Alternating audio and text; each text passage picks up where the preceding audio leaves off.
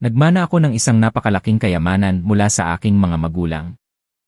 Isang gabi, lihim na isinulat ng kasambahay ng pamilya ng aking asawa ang isang mensahe sa aking palad, isang malamig ngunit puno ng kabaitang babala, huwag mong inumin ang sabaw pampakalma. Tumakas ka na. Sinunod ko ito at dahil doon, dumaan lamang sa aking tabi ang kamatayan. Pabulong ko na lang nasabi, salamat, aking misteryosong tagapagligtas. 49 na araw mula nang pumanaw ang aking mga magulang, nanunuot pa rin sa buong bahay ang amoy ng insenso. Tahimik akong nakaupo sa harap ng altar, nakatingin sa kanilang 2 litrato, habang ang puso ko'y walang laman. Sa loob ng 25 taon na inalagaan nila ako, hindi ko kailanman inisip na darating ang araw na mag-iisa ako ng ganito. Isang malagim na aksidente ang kumuha ng lahat sa akin sa isang iglap lang. Dahan-dahang ipinatong ni Thmar, ang aking asawa, ang kanyang kamay sa aking balikat, ngunit ang init nito ay hindi sapat para pawiin ang lamig na bumabalot sa akin. Huwag ka nang malungkot, Elena, bulong niya sa isang tonong hindi nagbabago. Nandito naman kami ni na mama at papa para sayo. Tumango na lamang ako, walang lakas para sumagot. Mula nang pumanaw ang aking mga magulang, ang pamilya ng aking asawa ay biglang naging napakabait sa akin sa isang kakaibang paraan. Dati, ang biyenan kong si Aling Flor ay laging masama ang tingin sa akin, pinupuna na hindi ako marunong sa gawaing bahay at hindi raw ako karapat-dapat para sa kanyang gintong anak. Ang biyenan kong lalaki na si Gino ay palaging malayo ang tingin. Kahit ang hipag kong si Sisa ay bihirang-bihira akong kausapin. Itinuring nila akong isang manugang na hindi nila ka-level. Kahit na ang pamilya ko ay may kaya rin naman, may sarili kaming matagumpay na kumpanya sa Quezon City. Nagbago ang lahat pagkatapos ng isang pulong ng pamilya, kung saan inanunsyo ng abogado ang testamento ng aking mga magulang. Ang buong napakalaking kayamanan at lahat ng shares sa kumpanya na pinaghirapan ni Papa sa buong buhay niya, ay mapupunta na sa akin. Tandang-tanda ko pa ang tingin ng buong pamilya ng aking asawa nang marinig nila ang halaga. Napanganga ang biyenan kong si Aling Flor, at ang kanyang mga mata ay kumikinang sa isang kakaibang paraan. Si Gino naman ay umubo-ubo, pilit na itinatago ang kanyang pagkataranta. Hinigpitan ni Thmar ang hawak sa aking kamay, isang kilos na tila nagbibigay ng suporta, ngunit naramdaman ko ang panginginig sa loob niya. Nang gabing iyon, tinawag ako ni Aling Flor, at ang kanyang boses ay naging mas matamis kaysa dati. Elena, napag-usapan na namin ng papa mo at ni Thmar, sabi niya. Ngayon ay mag-isa ka na lang. Masyadong malaki itong bahay para tirhan mo mag-isa. Bakit hindi ka nalang lumipat sa amin? Hindi man ito kasing laki ng bahay mo, pero mas marami tayo, may init ng pamilya, may mag-aalaga sa'yo, para hindi ka malungkot. Tumingin ako sa kanya, ang karaniwang maamo niyang mukha ay tila may halong pagkukunwari ngayon.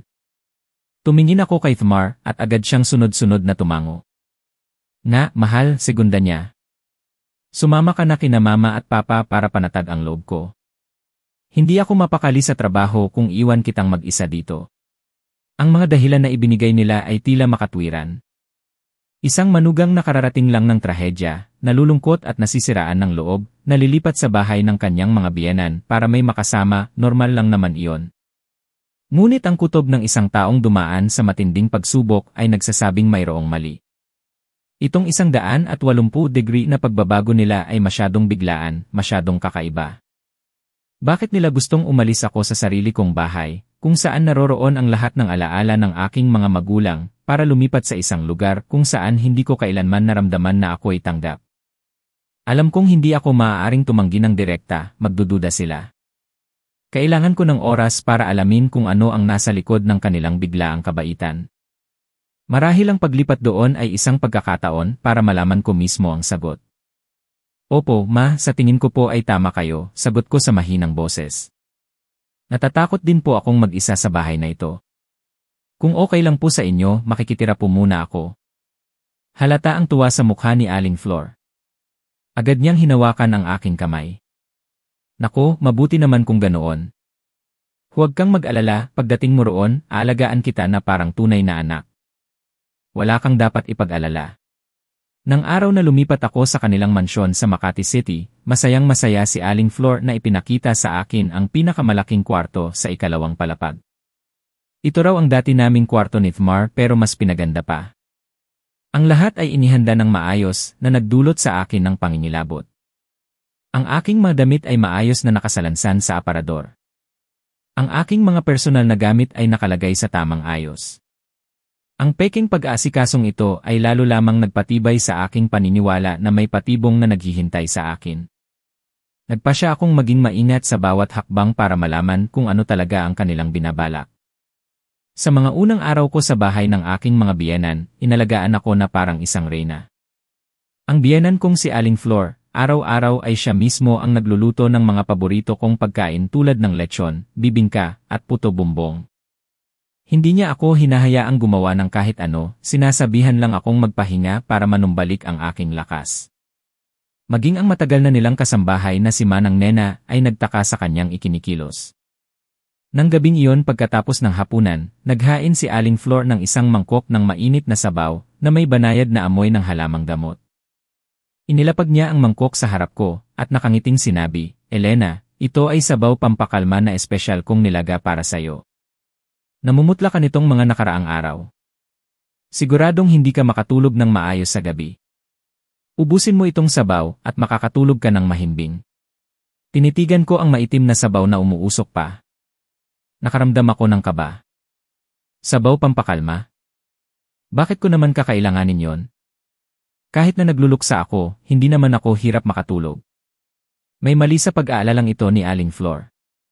Salamat po, Mama. Napagod pa po kayo, sabi ko, ngunit hindi ko pa inaabot ang mangkok. Ano ka ba, hindi yan pagod?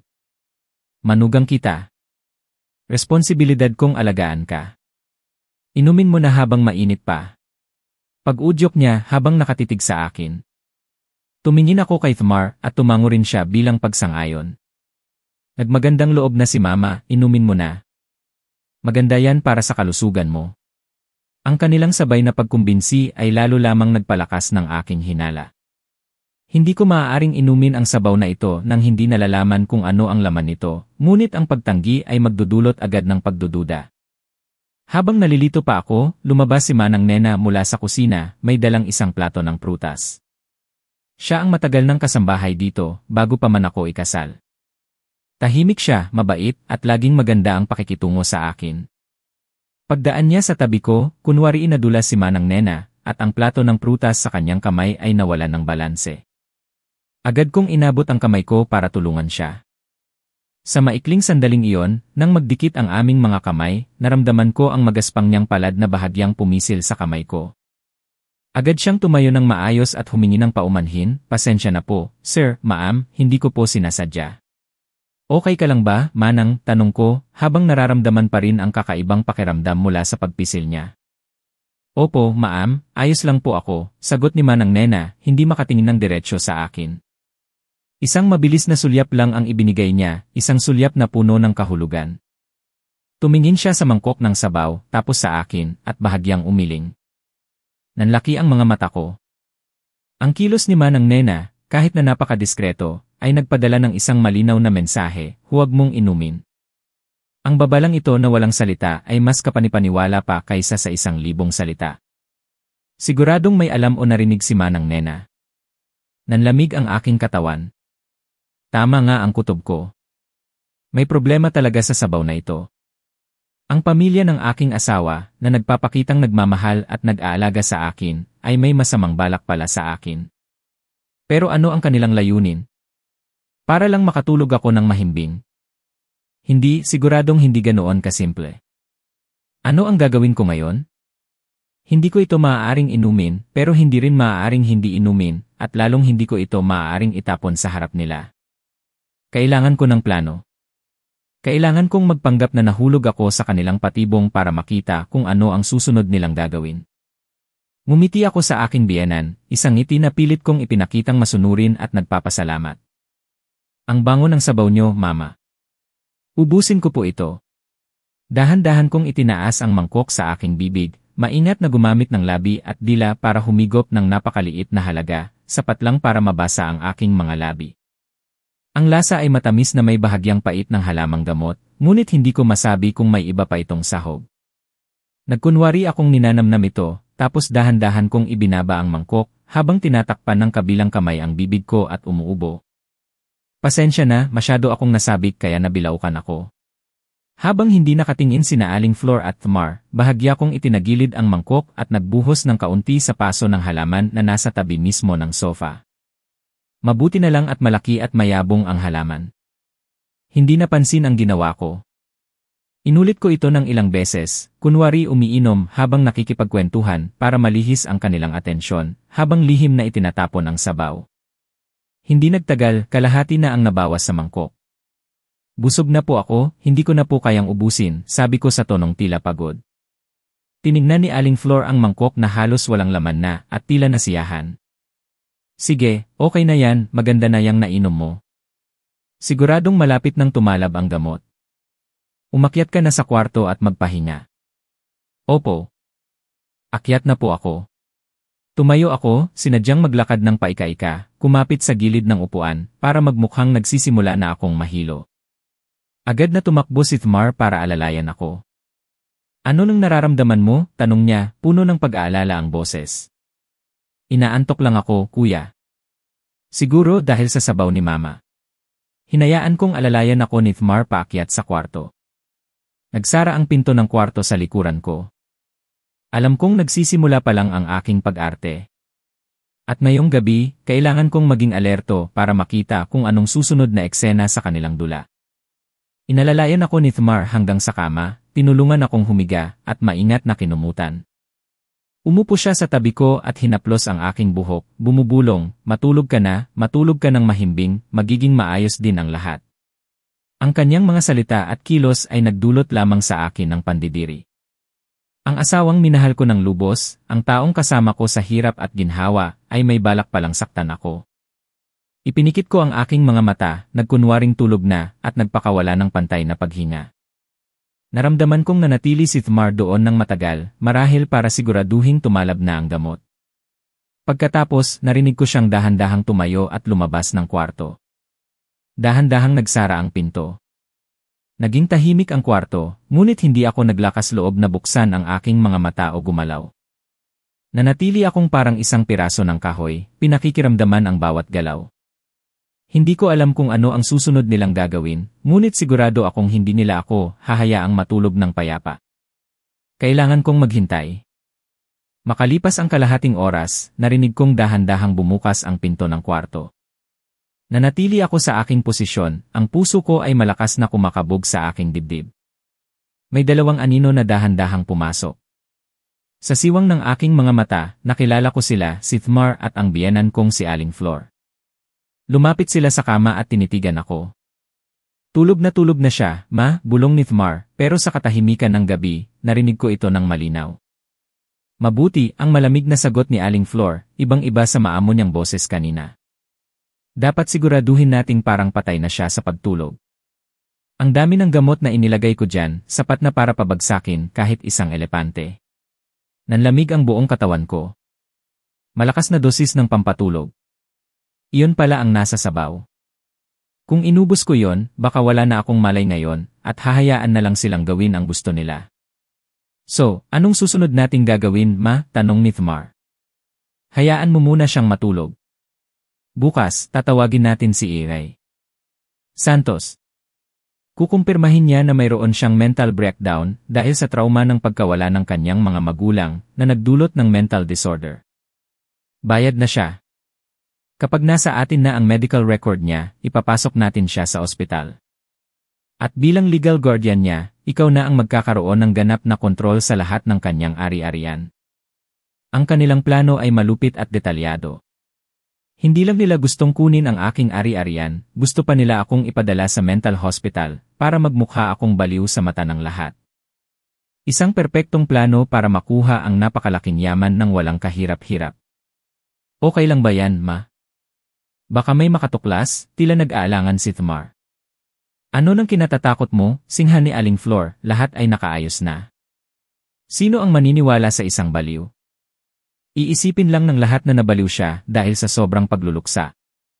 Ito lang ang tanging paraan para makuha ang dapat sa atin. Ang kumpanyang iyon ay dapat sayo. Ang ama niya ang umagaw sa pagkakataon ng ama mo noon. Ngayon na ang panahon para bawiin natin ang lahat, kasama na ang tubo. Ang kanyang mga salita ay nagbunyag ng isang malalim na galit mula sa nakaraan na hindi ko kailanman nalaman. Kaya pala matagal na ang galit nila sa akin at sa aking pamilya. Ang kasal na ito, ang pag-ibig ni Thmar, lahat ay isang dula-dulaan na inihanda para sa araw na ito. Nag-usap pa sila ng kaunti bago umalis. Nagsara muli ang pinto, ibinalik ang nakakatakot na katahimikan sa kwarto. Ngunit sa isip ko ngayon may isang malaking bagyo. Hindi na ako maaaring manatili rito kahit isang segundo pa. Kailangan kong tumakas agad. Naghintay pa ako ng kaunti para masiguradong nakabalik na sila sa kanilang mga kwarto at mahimbing nang natutulog. Dahan-dahan akong umupo, sinisikap na huwag gumawa ng ingay. Ang malabong liwanag ng buwan mula sa bintana ay pumasok sa kwarto, sapat na para makita ko ang mga bagay-bagay. Hindi ako naglakas loob na buksan ang ilaw. Dahan-dahan akong bumaba sa kama, naglalakad ng nakayapak sa malamig na sahig na kahoy. Kailangan kong kunin ang aking cellphone at kaunting pera. Mabuti na lang at ang wallet at cellphone ko ay nasa handbag ko pa sa ibabaw ng dressing table. Kinuha ko ang mga ito at lumapit sa bintana. Nasa ikalawang palapag ang kwarto ko, siguradong masasaktan ako kung tatalon ako. Tumingin ako sa paligid ng kwarto para maghanap ng makakatulong, at napako ang tingin ko sa makakapal na kurtina. Wala nang ibang paraan. Tinanggal ko ang pinakamalaking kurtina mula sa sabitan, at itinali ang isang dulo ng mahigpit sa paa ng kama. Sinuri ko ito ng ilang beses para makasiguro. Ang kabilang dulo ay inihulog ko sa bintana. Ang lubid na gawa sa tela ay halos umabot lang sa dulo ng unang palapag, may kalayuan pa rin ito sa lupa. Ngunit wala na akong ibang pagpipilian. Huminga ako ng malalim para lumakas ang loob, umakyat sa bintana, at kumapit ng mahigpit sa kortina. Dahan-dahan bumaba ako. Masakit ang pagkakahawak ko sa tela ng kortina. Nang marating ko ang dulo ng kortina, ipinikit ko ang aking mga mata, binitawan ang aking pagkakahawak, at tumalon. Lumapag ako ng malakas sa malambot na damuhan sa ibaba. Masakit ang buo kong katawan, lalo na ang aking bukong-bukong. Ngunit hindi ako naglakas loob na huminto. Tiniis ko ang sakit, tumayo at tumakbo. Tumakbo ako ng walang lingon likod palabas ng hardin ng mansyon, patungo sa likurang gate. Mabuti na lang at hindi nakalock ang likurang gate. Lumabas ako sa kalsada, hindi nang ahas na lumingon pabalik. Tumakbo lang ako ng tumakbo sa dilim ng gabi, hindi alam kung saan patungo. Ang tanging alam ko ay nakatakas ako mula sa isang magandang kulungan na puno ng patibong, nakatakas mula sa mga taong nagbabalat kayong pamilya, ngunit ang kanilang mga puso ay mas masahol pa sa hayop. Pagkatapos kong tumakas mula sa mansyon ng aking mga biyenan, sumakay ako ng taxi at sinabihan ang driver na magpaikot-ikot sa lungsod ng Maynila. Hindi ako naglakas loob na bumalik sa sarili kong bahay dahil alam kong iyon ang unang lugar na hahanapin nila ako. Hindi rin ako maaaring pumunta sa bahay ng mga kaibigan o kamag-anak. Ayaw kong madamay sila at hindi ko alam kung paano ipapaliwanag ang hindi kapanipaniwalang kwentong ito. Sa huli, nagpasya akong pumunta sa isang maliit na hotel, gamit ang aking dayhi para umarkila ng isang kwarto. Sa sandaling ito, ang tanging gusto ko ay isang ligtas na lugar para mag-isip. Habang nag-iisa sa isang di pamilyar na kwarto ng hotel, bumalot sa akin ang takot at pagkalito. Masyadong mabilis ang mga pangyayari, masyadong nakakakilabot. Nagtiwala ako sa maling tao, ibinigay ang aking buhay sa isang walang kwentang lalaki, at sa isang pamilyang puno ng masasamang balak. Umiyak ako. Mga luha ng hinanakit, takot at galit. Umiyak ako para sa aking mga magulang. Mga yumaong hindi pa rin matahimik. Siguradong masasaktan sila kung malalaman nilang pinagdadaanan ito ng kanilang kaisa-isang anak. Umiyak ako para sa aking sariling kawalang malay. Pagkatapos kong maubos ang aking mga luha, unti-unti akong kumalma. Hindi ito ang oras para maging mahina. Kailangan kong magpakatatag. Kailangan kong alamin ang katotohanan sa likod ng lahat ng ito. Ang pagkamatay ng aking mga magulang, ang utang ng pamilya ng aking asawa, ang malalim na galit na binanggit ni Aling Flor, lahat ay mga piraso ng puzzle na kailangan kong buuin. Ngunit saan ako magsisimula? Mag-isa lang ako, walang gaanong pera, walang kapangyarihan. Samantalang sila ay isang pamilya, may mga koneksyon, may pera, kahit na maaaring baon sa utang. Bigla kong naalala ang sinabi ni Aling Flor, ang ama niya ang umagaw sa pagkakataon ng ama mo noon. Ibig sabihin, may alitan pala noon sa pagitan ng tatay ko at ng biyenan kong si Gino. Kinabukasan, pagkatapos ng isang gabing walang tulog, nagpa siya akong sumugal. Kailangan kong bumalik sa aming bahay. Maaaring may makita akong bakas doon na iniwan ng aking mga magulang. Alam kong mapanganib, ngunit wala na akong ibang pagpipilian. Bumili ako ng ibang damit, nagsuot ng sombrero at face mask para hindi makilala. Sumakay ako ng taxi malapit sa aming lugar at naglakad papasok. Nagmasid ako mula sa malayo, walang nakitang sasakyan ng aking mga biyenan. Mukhang hindi pa sila dumarating. Ginamit ko ang spare key na lagi kong dala sa aking pitaka para buksan ang pinto. Ganoon pa rin ang bahay, tahimik at may amoy pa rin ng insenso. Agad akong dumiretso sa opisina ni Papa, kung saan niya karaniwang inaasikaso ang lahat ng trabaho sa kumpanya. Hindi ko alam kung ano ang partikular na hinahanap ko. Hinalughog ko ang mga drawer, tiningnan ang mga folder. Lahat ay tila normal. Nagsimula na akong mawala ng pag-asa. Baka nagkamali ako. Sa sandaling iyon, napadako ang aking tingin sa maliit na library ni Mama, nakatabi ng opisina ni Papa. Mahilig magbasa si Mama. Ang kwartong ito ang kanyang sariling mundo. Bigla kong naalala na may kakaibang ugali si Mama.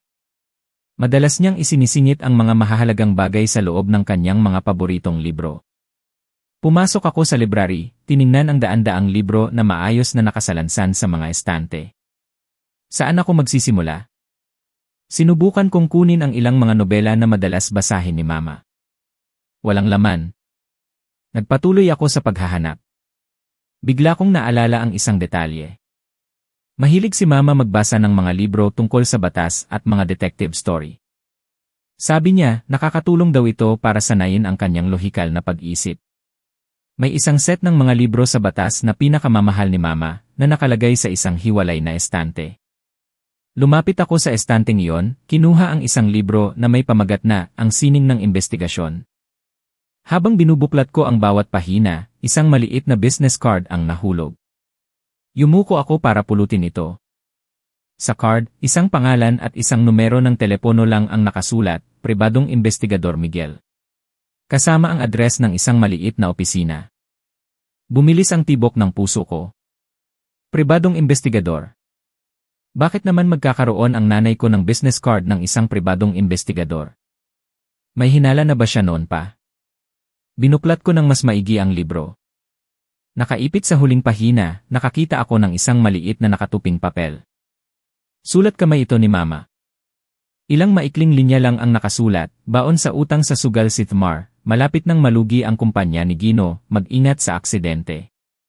Bawat salita ay tumama sa aking mga mata. Kaya pala alam na ni Mama ang lahat. Alam ni Mama na nagsusugal si Thmar, alam niyang malapit nang malugi ang kumpanya ng aking mga biyenan.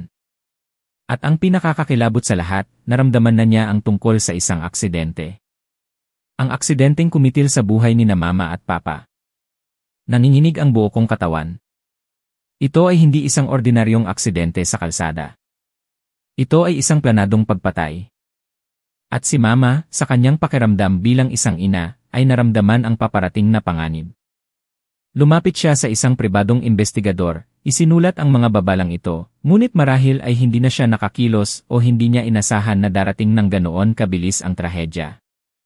Ang business card at maliit na papel na ito ang pinakamahalagang bakas na iniwan ni Mama para sa akin.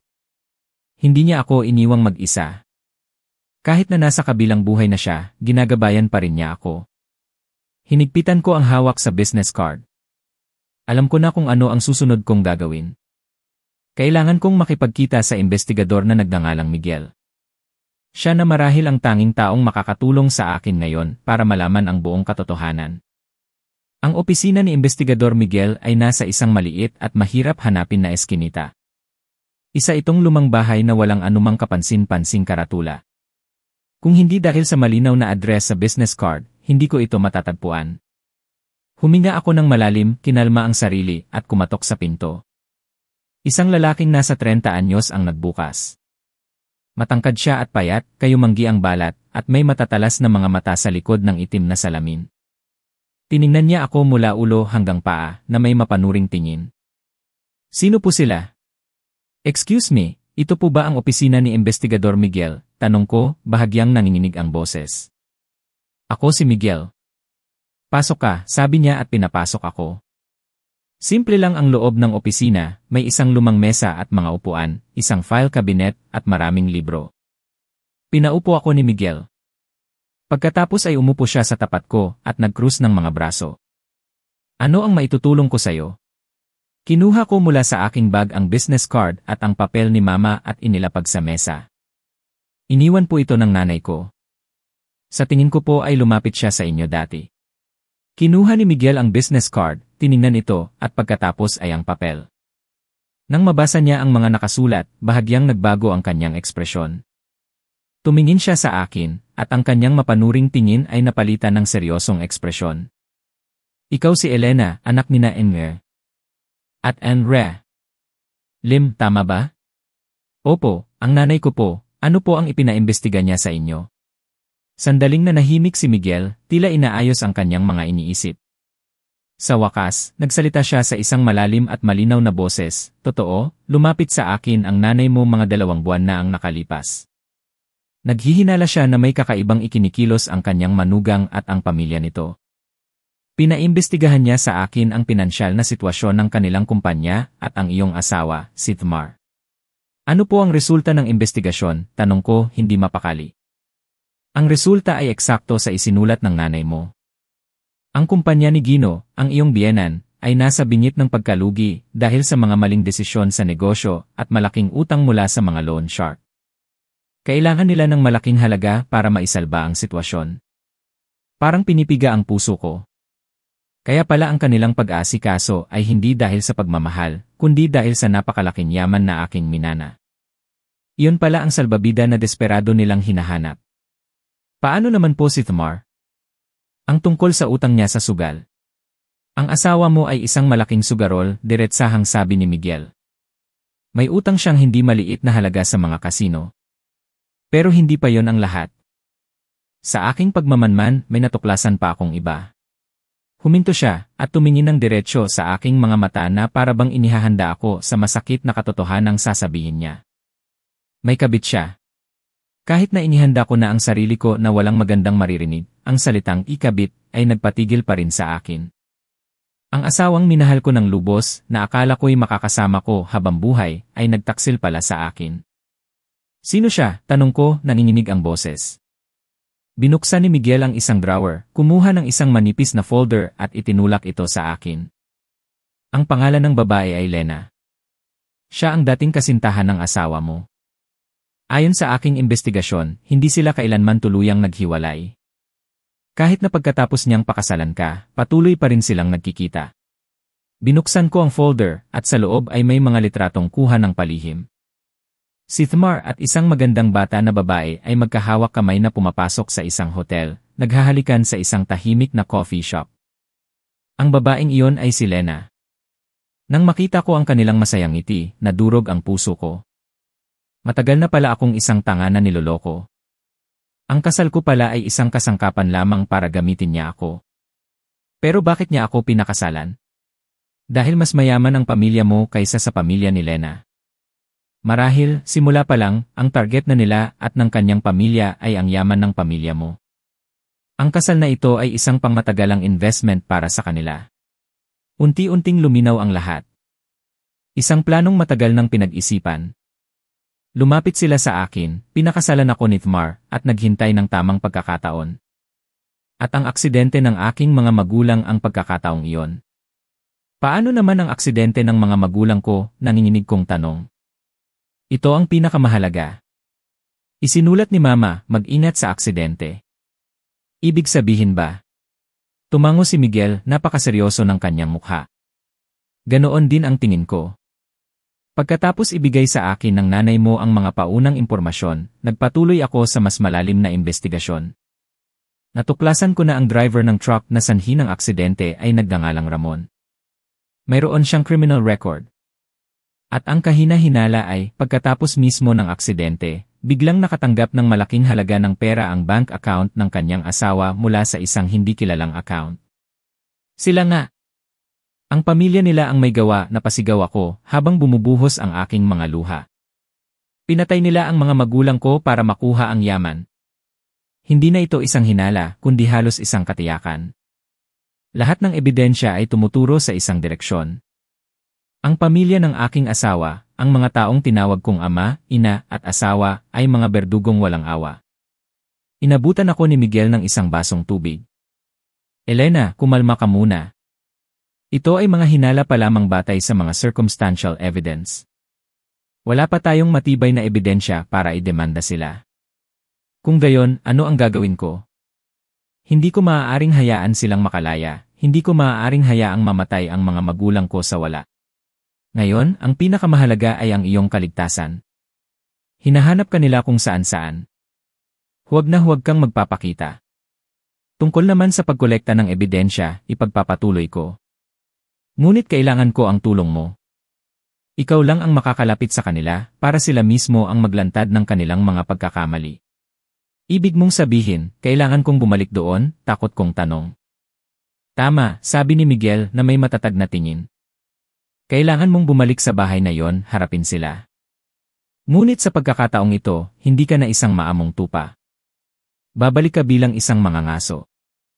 Sama-sama nating ilalantad ang kanilang tunay na pagkatao at dadalhin sila sa hustisya.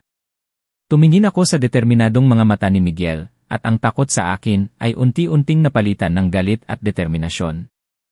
Tama siya. Ang pagtakas ay hindi solusyon. Kailangan kong harapin sila, kailangan kong pagbayarin sila sa kanilang mga kasalanan. Ang dulang ito, ako ang magtatapos. Pagkatapos naming pag-usapan ng mabuti ang plano kasama si Investigador Miguel, nagpa siya akong bumalik sa bahay ng aking mga biyenan.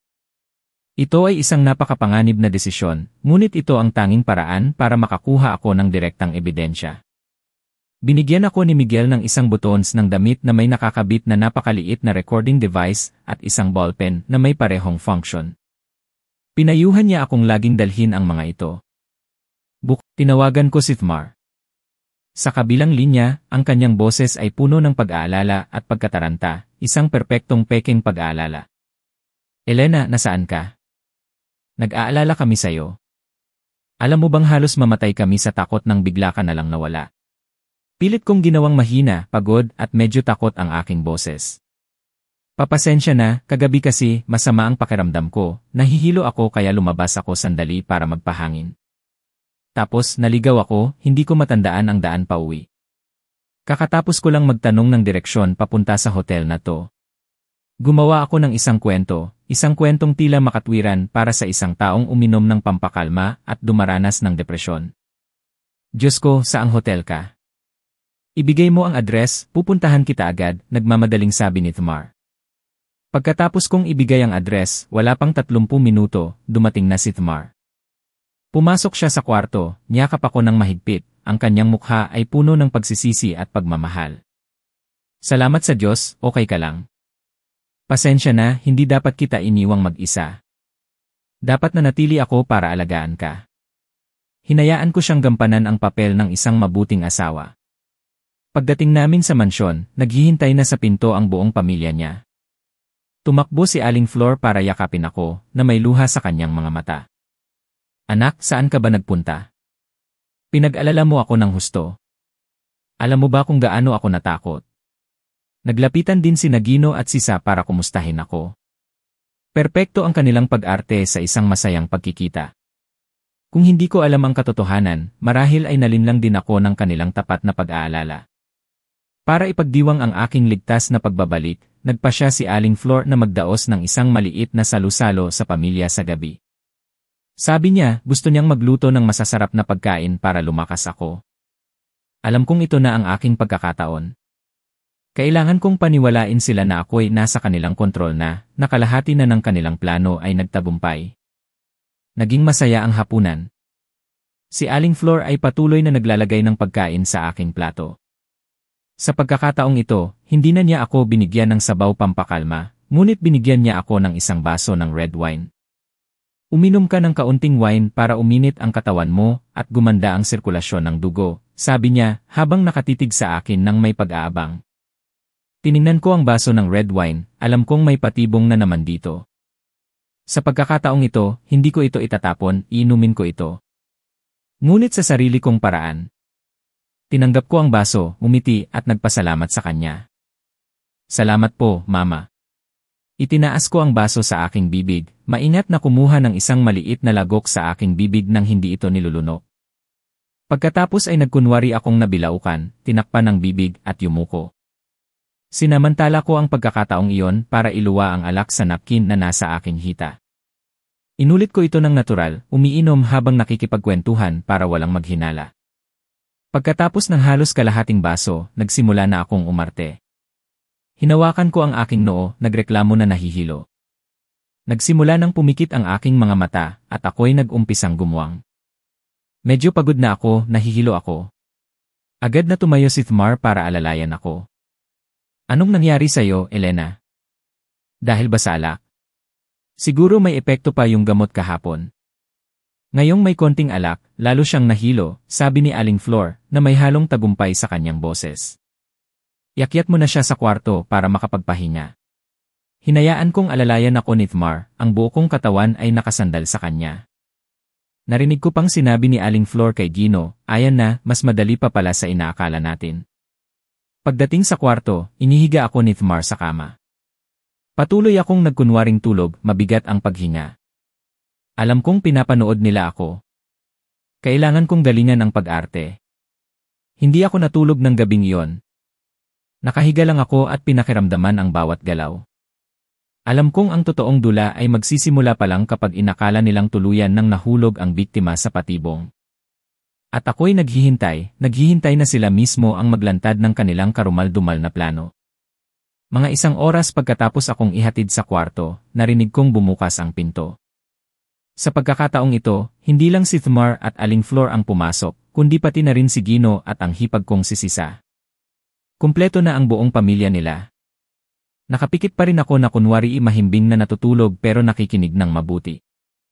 Ang buttons na may recording device sa aking damit pantulog ay gumagana ng husto.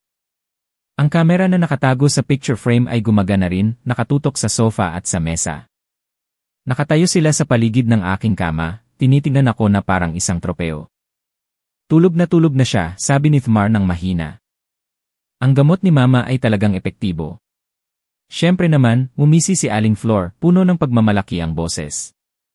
Sa kondisyon niyang yan, bukas pagdating ni Ihe Santos, sabihin lang nating nagwawala siya at may mga guni-guni, maniniwala agad ang lahat. Nakahanda na ang perpektong script. Si Gino, na laging seryoso, ay sa wakas nagsalita, malalim at puno ng pagkalkula ang kanyang boses. Kailangan nating gawin ito ng malinis. Ang kanyang sertipiko ng pagkabaliw ang pinakamahalaga. Kailangan nating makuha iyon sa lalong madaling panahon. Pagkatapos, ayusin natin ang mga papeles para maging guardian si Thmar. Lahat ng ari-arian, ang kumpanya ng mga magulang niya, ay mapupunta sa ating mga kamay. Huwag po kayong mag-alala, pa, sagot ni Thmar, puno ng ambisyon. Kapag ako na ang namamahala sa kumpanya, agad kong gagamitin ang pera niya para iligtas ang ating kumpanya. Hindi lang natin mababayaran ang lahat ng utang, makakapagpalawak pa tayo ng negosyo. Tignan natin kung sino pa ang maglalakas loob na maliitin ang pamilyang De La Cruz. Pinag-uusapan nila ang pag-agaw sa aking ari-arian ng hayagan sa harap ko, dahil naniniwala silang wala na akong kakayahang makaunawa. Nakaramdam ako ng matinding pagkasuklam at galit. Ang hipag kong si Sisa, na kanina patahimik, ay biglang nagsalita, medyo nag-aalangan ang boses. Mama, hindi ba't masyadong masama to? Kahit paano, hipag ko pa rin siya. Masama, pasigaw na sabi ni Aling Flor. Anong alam mo? Kumpara sa ginawa ng mga magulang niya sa pamilya natin noon, wala to. Kinukuha lang natin kung ano ang dapat sa atin. Huwag kang magkunwaring santa-santita dyan. Nakakakain ka ng masarap at nabubuhay ng marangya dahil sa planong ito. Kung wala ang pera niya, lahat tayo ay sa kalsada pupulutin. Hindi na umimik si Sisa. Sa siwang ng aking mga mata, nakita ko siyang nakayuko, na may takot sa kanyang mukha. Marahil sa pamilyang ito, siya na lang ang natitirang may kaunting konsensya, kahit na ang kanyang kahinaan ay pumipigil sa kanya na lumaban. Patuloy na ipinaliwanag ni Aling Flor ang kanyang plano, na may masamang tinig, pagkatapos makuha ang sertipiko ng pagkabaliw, hindi natin siya agad ipapasok sa ospital. Madaling mapansin yon. Aalagaan natin siya sa bahay. Papainumin natin siya ng gamot araw-araw para manatili siyang tuliro at wala sa sarili. Pagkatapos, unti-unti nating ikakalat ang balita na nabaliw siya dahil sa sobrang pagkabigla. Kaawaan lang siya ng mga tao. Kapag humupa na ang lahat, saka natin siya ipapasok sa mental hospital. Ang kanyang plano ay napakasama hanggang sa huling detalye. Gusto nila akong gawing isang inutil, mas masahol pa sa patay, para sila ay payapang magpakasaya sa aking yaman. Hindi lang pera ang gusto nilang sirain ang buong buhay ko. Tumango si Gino bilang pagsangayon. Tama ka, ganyan na nga ang gawin natin. Kailangang maging maingat, walang dapat maging palya. Lalo na sa kasambahay, bantayan nyo yang si Nena. Parang may kakaiba sa kanya nitong mga nakaraang araw.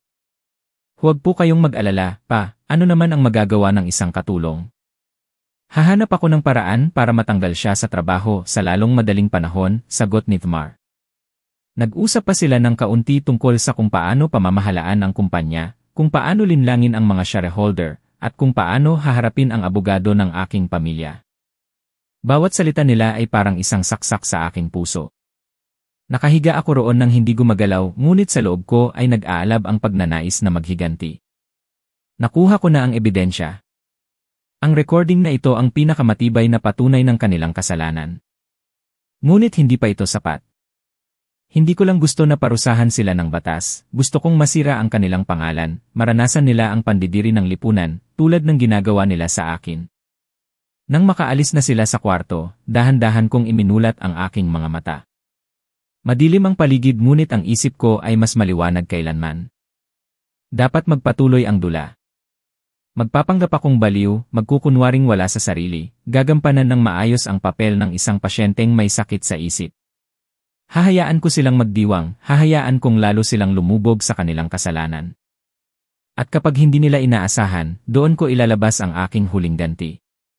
Kinabukasan, nagising ako sa espesyal na pag-aalaga ng buong pamilya. Dinala ni Aling Flor ang lugaw sa aking kama, at dahan-dahan akong sinubuan. Ginampanan ko ng maayos ang papel ng isang taong wala sa sarili, may blangkong tingin, at paminsan-minsan ay mumingiti ng walang dahilan. Hindi ako nagsasalita, bumubulong lang ng mga salitang walang kabuluhan.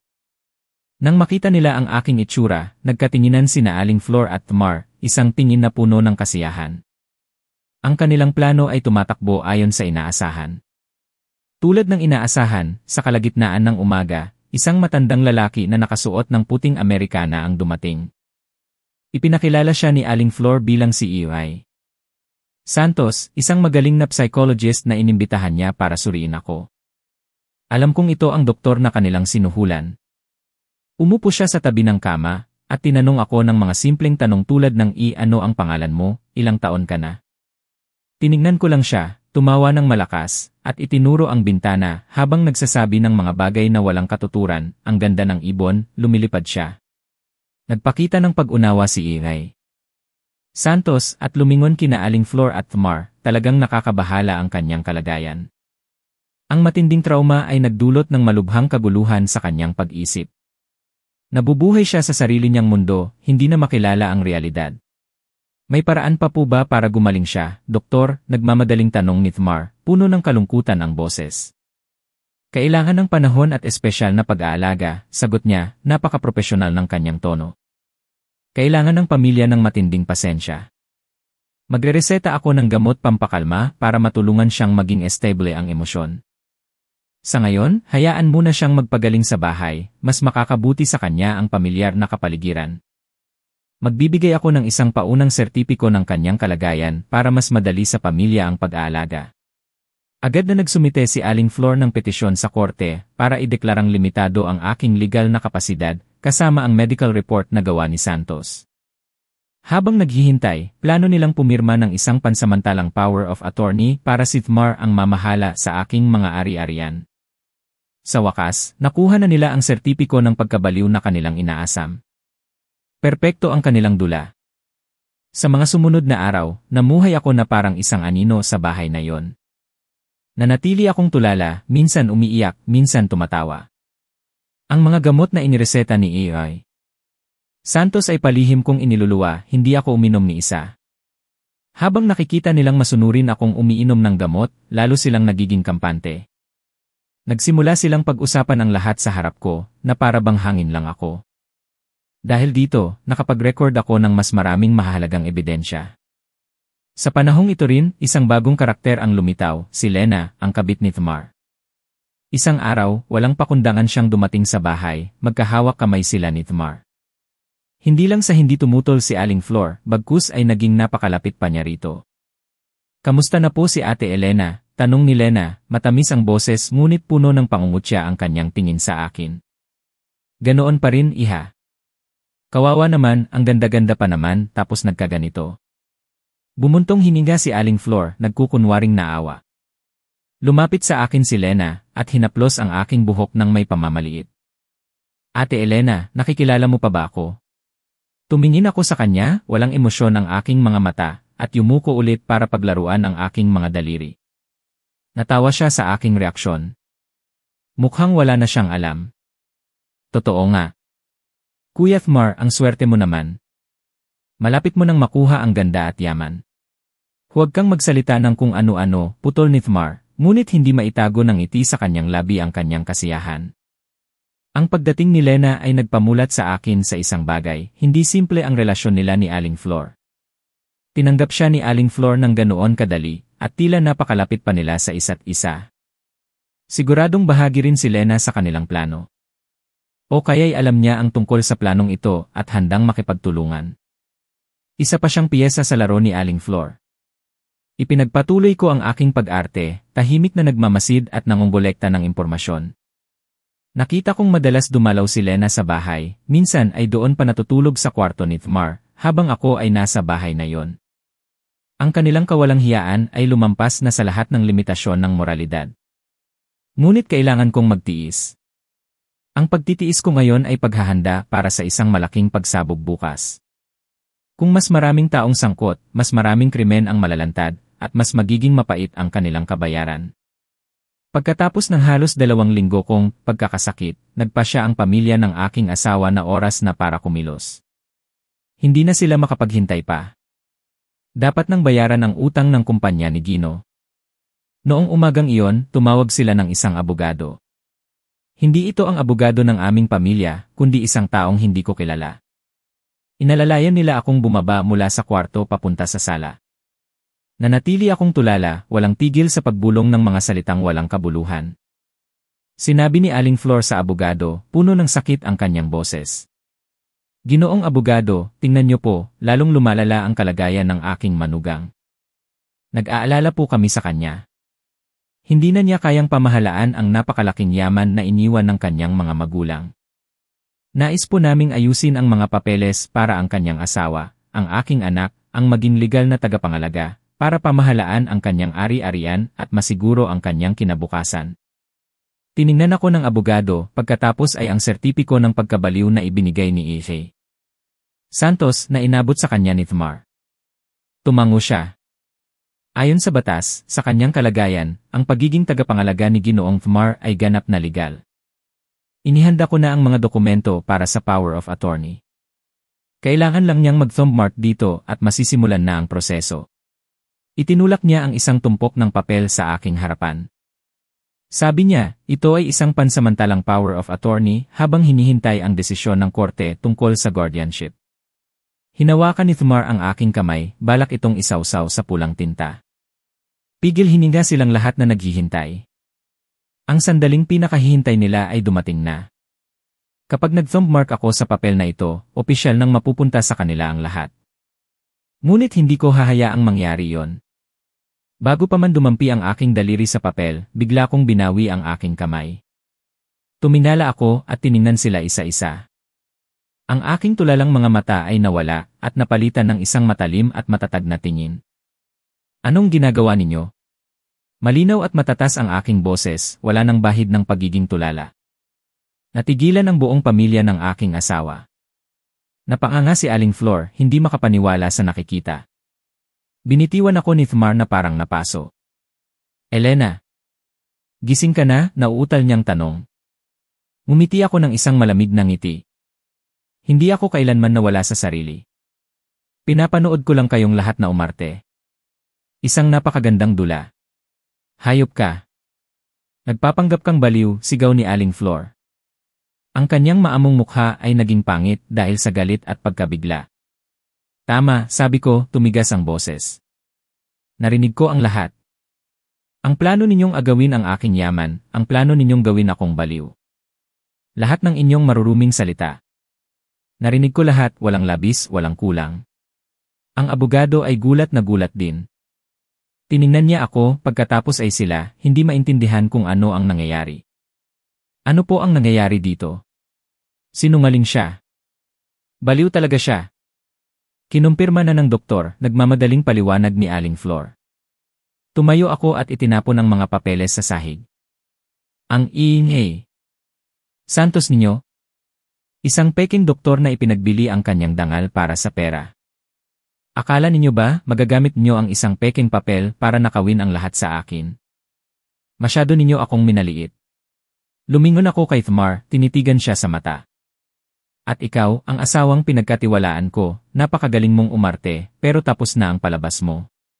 Natigilan ang buong pamilya nila. Ang kanilang perpektong plano ay nawasak sa huling sandali. Hindi nila inaasahan na ang maamong tupa na akala nila'y nasa kanilang patibong ay isa palang lobo na naghihintay ng tamang pagkakataon para umatake. Ano? Anong gusto mo? Sa wakas ay nagsalita si Gino, nanginginig ang boses sa galit. Kung anong gusto ko, tumawa ako ng malakas. Gusto kong magbayad kayo. Magbayad para sa pagkamatay ng aking mga magulang. Magbayad para sa lahat ng kasamaang ginawa nyo. Ang larong ito, ngayon pa lang talaga magsisimula. Pagkasabi niyon, tumalikod ako at naglakad palayo, iniwan ang isang pamilyang nagpapanik at isang abogadong hindi alam ang gagawin. Alam ko mula sa sandaling ito, ang laban sa pagitan namin ay magiging hayagan at handa na ako. Pagkatapos ng dramatikong paglalantad, hindi ako agad umalis sa mansyon na yon. Alam ko na kung aalis ako, hahanap sila ng ibang paraan para harapin ako. Ang pananatili ang pinakamahusay na paraan para bantayan sila, at para lagi silang mabuhay sa takot. Lumipat ako pabalik sa dati kong kwarto, at laging nilock ang pinto kapag nasa loob. Naging napakatindi ng tensyon sa bahay. Wala kaming imikan, mga tingin lang na parang mga bala ang aming ipinagpapalitan. Hindi na sila nangahas na gumawa ng kahit ano dahil alam nilang alam ko na ang lahat at maaaring may hawak akong ebidensya. Ngunit alam ko ring hindi sila basta-basta susuko. Pansamantala lang silang nananahimik para makahanap ng bagong plano. Isang hapon, habang wala ang buong pamilya, lihim na kumatok si Manang Nena sa aking kwarto. Tiningnan niya ako ng may awa at pag-aalala. Ma'am, nahirapan po kayo. Manang Nena, salamat po. Kung hindi dahil sa babala ninyo noon, baka wala na ako dito ngayon. Iwinagayway ni Manang Nena ang kanyang kamay, nangingilid ang luha. Trabaho ko po iyon. Napakabait po sa pamilya ko ng dati ninyong mga amo. Hindi ko po kayang panoorin na lang nasaktan ang kanilang anak. Pagkasabi niyon, kinuha niya mula sa kanyang bulsa ang isang lumang kwaderno na may gasgas ng pabalat at ibinigay sa akin. Ano po ito? Nagtataka kong tanong. Ito po ang diary ni Ma'am. Dati, habang naglilinis ako sa library, aksidente ko itong nakita na nakatago sa likod ng isang hilera ng mga libro. Itinago ko po ito ng maigi. Naisip ko po na baka makatulong ito sa inyo. Nanginginig kong kinuha ang diary ni Mama at binuklat ang bawat naningilaw na pahina. Nabasa ko ang mga saloobin ni Mama, ang kanyang mga pag-aalala, mga iniisip na hindi niya kailanman sinabi kaninuman. Sumulat siya tungkol sa mga unang araw namin ni Thmar, tungkol sa kanyang mga pag-asa para sa akin. Ngunit habang papalapit sa mga huling pahina, lalong naging kapansin-pansin ang nilalaman. Isinulat ni Mama ang kanyang mga hinala tungkol sa pamilya ng aking asawa, mga bagay na isinulat din niya sa papel na iniwan sa akin.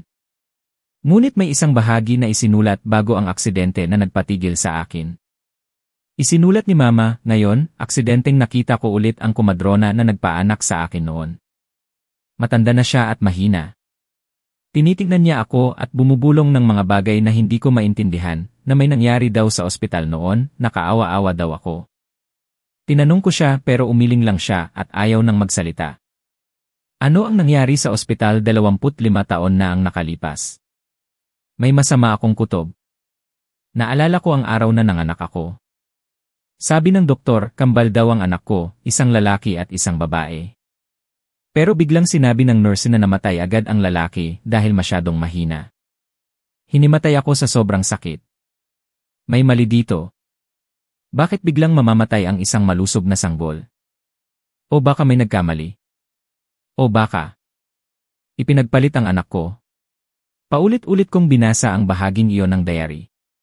Kambal, isang lalaki at isang babae, pero namatay ang lalaki.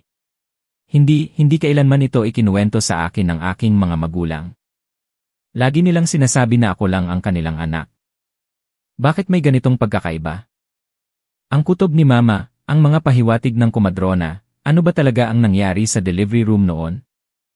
Ipinagpalit ang anak ko. Ang tanong na ito ni Mama ay patuloy na umalingaw-ngaw sa aking isipan.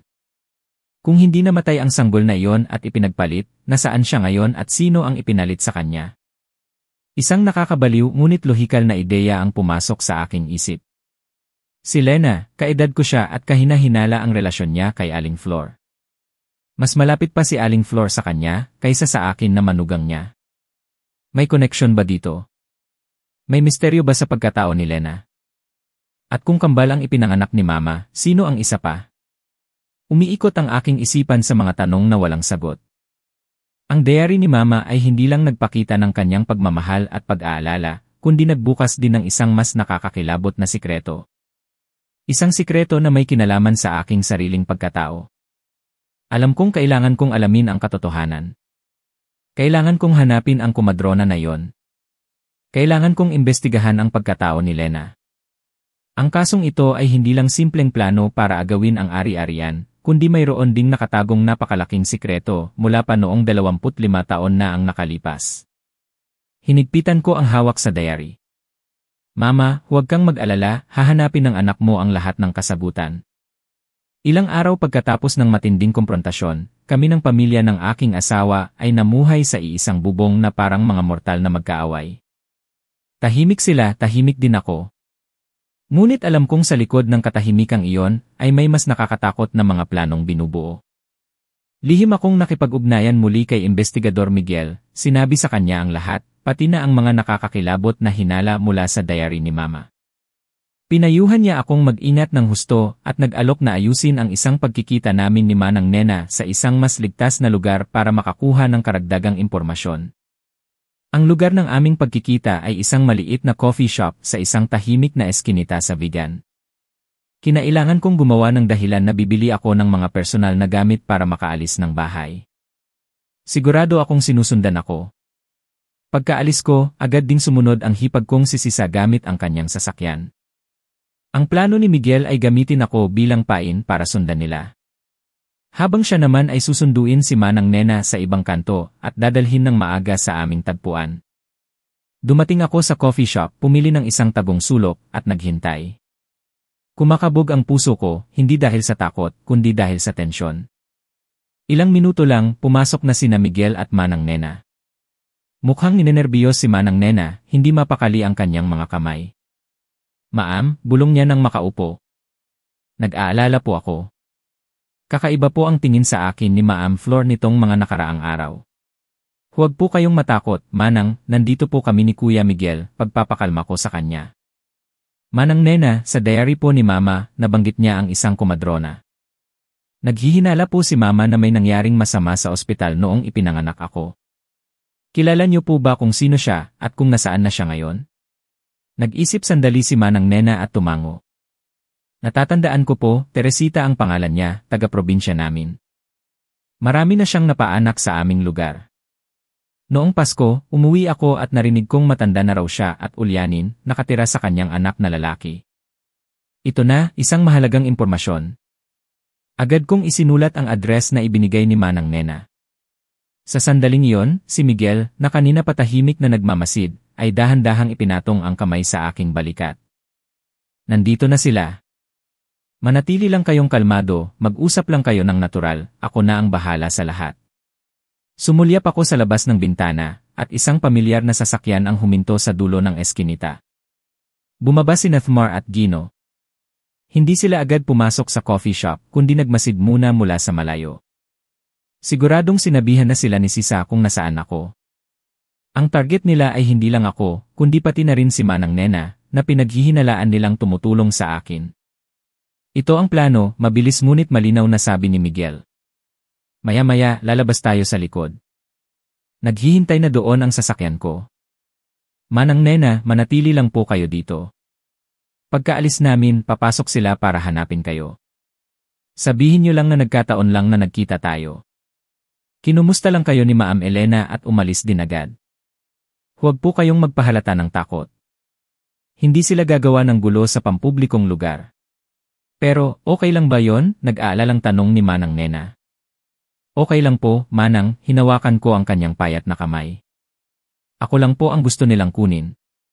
Sundin niyo lang po ang sinabi ni Kuya Miguel. Pagkatapos nito, mag-resign na po muna kayo at umuwi sa probinsya para sa inyong kaligtasan. Sasagutin ko po ang lahat ng inyong gastusin. Pagkasabi noon, mabilis kaming tumayo ni Miguel at nagpunta sa banyo, kung saan may maliit na daanan palabas sa likod. Paglabas namin sa eskinita sa likod at pagsakay sa sasakyan ni Miguel, sa harap naman ay hindi na nakatiis si Nathmar at Gino at pumasok na sa coffee shop. Tumingin ako sa rearview mirror at nakita ko silang galit na lumalapit sa mesa ni Manang Nena. Dahan-dahang umandar ang sasakyan ni Miguel at nawala sa gitna ng maraming tao. Hindi nila titigilan si Manang Nena, sabi ko, puno ng pag-aalala. Huwag kang mag-alala, sagot ni Miguel habang mahigpit ang hawak sa manibela. May mga tao akong iniwan para magmasid. Kung may gagawin silang masama, makikialam sila at tatawag ng pulis. Ang kailangan nating gawin ngayon ay unahan sila. Kailangan nating puntahan agad ang komadronang si Teresita. Ang pagtatangka sa coffee shop ay nabigo, ngunit ipinakita nito sa akin kung gaano kadesperado at kalupit ang pamilya ng aking asawa. Hindi na nila itinatago ang kanilang mga intensyon. Ang laban na ito ay lalong nagiging mapanganib. Pagkatapos naming makatakas, ang pinakamalaking alalahanin ko ay kung paano makakakuha ng konkretong ebidensya para maidiin sila sa pagpatay sa aking mga magulang. Mahalaga ang testimonya ng driver na si Ramon, ngunit naglaho siya na parang bula. Ang impormasyon tungkol sa perang ipinadala sa account ng kanyang asawa na nakuha ni Miguel ay hindi pa sapat. Kailangan ko ng mas matibay, isang bagay na direktang mag-ugnay kay Thmar o Gino sa driver na yon. Bigla kong naalala, napakaingat na tao ng aking ama. Lahat ng mahahalagang papeles at kontrata ng kumpanya ay nakatago sa isang espesyal na silid-aklatan na protektado ng maraming kandado. Bukod dito, mayroon din siyang sariling kaha de hierro sa kanyang opisina, kung saan niya itinatago ang mga pinakasekretong dokumento. Malamang na naroon ang ebidensya ng mga kahina-hinalang transaksyon ni Thmar. Ang problema, simula nang malaman nila ang lahat, pinalitan na ni Thmar ang lahat ng kandado sa kumpanya at pati na ang password ng kaha de hierro. Kinokontrol niya ang lahat, hindi niya ako pinapalapit sa mga mahahalagang lugar, sabi ko kay Miguel. Papasukin ang sarili mong kumpanya. Medyo mapanganib pero hindi imposible, sabi ni Miguel pagkatapos mag-isip. Ang sistema ng seguridad ng kumpanya ay hawak ng isang profesional na ahensya. May kakilala ako na team leader doon. Maaari nating hilingin ang tulong nila para pansamantalang patayin ang mga security camera. Pero paano ang kaha de hierro, pinalitan na ang password, nag-aalala kong sabi. Walang problema. Ang mga karaniwang kaha de hierro na ganito ay may mga kahinaan. Alam ko kung paano ito buksan ng walang password. Ang mahalaga, kailangan nating kumilos ng mabilis.